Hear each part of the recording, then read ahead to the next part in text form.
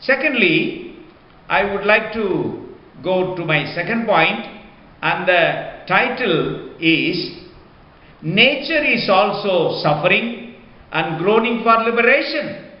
I repeat, nature is also suffering and groaning for liberation.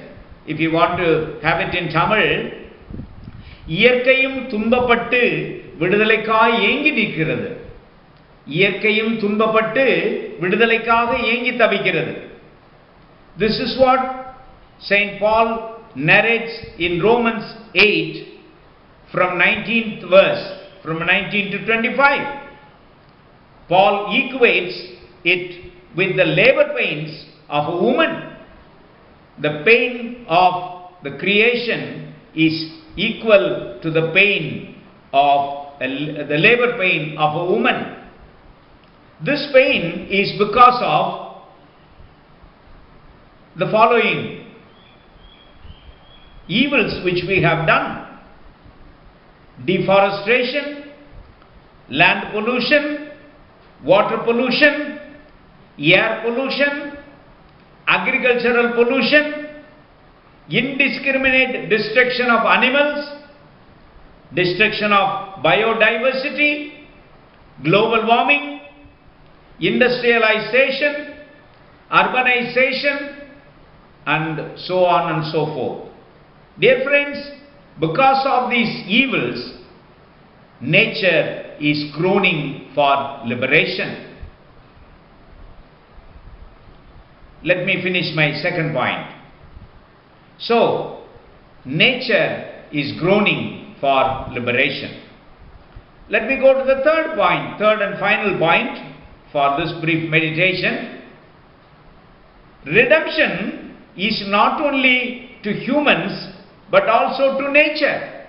I repeat, redemption is not only to humans but also to nature.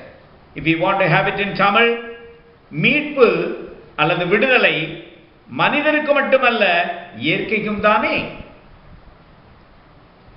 When we repent of all our grave sins against nature, which I just listed, and try to behave as children of God, which is confirmed in Romans 8:19, the creation will enjoy its liberation. Friends, this is what which I have been telling from Mark 16:15, that nature also has a gospel. Gospel to the whole of creation. Gospel to the whole of creation. This is the biblical jubilee which we read in Leviticus 25th chapter. A liberation to land and nature. A liberation to land and nature. In conclusion, I would like to bring 3 R words, R-E words. I am grateful to Reverend Satish of Madurai Ramanathapuram Diocese for these 3 words. He says, what are all the things that we need to do? R-E words. First of all, reduce the use of goods as much as possible. Reduce the use of goods as much as possible. Don't buy and accumulate goods. Secondly, reuse the old goods. And thirdly, recycle waste goods. Wonderful R-E words. Reduce, reuse and recycle. By this, we will be able to stop the groaning of the whole of creation. And finally, a little humor for Environment Sunday. There was a school and the class teacher was teaching the students on responsibility towards nature, responsibility towards creation. He was telling all the things very explicitly, and finally he asked the student what was his contribution to safeguard creation.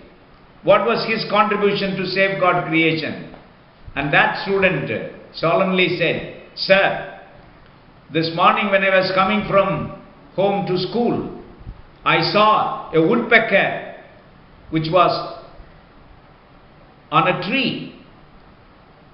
I stoned the woodpecker and killed him." And the teacher asked him, "Hey, why did you do that, man?" And the student said, "It was destroying the tree, sir." Very, very wrong understanding of nature. My dear friends, let us cooperate with God to safeguard the creation, reduce the use of goods, reuse the old goods, and recycle, and that is how we are going to help the creation to come out of labor pains. Amen.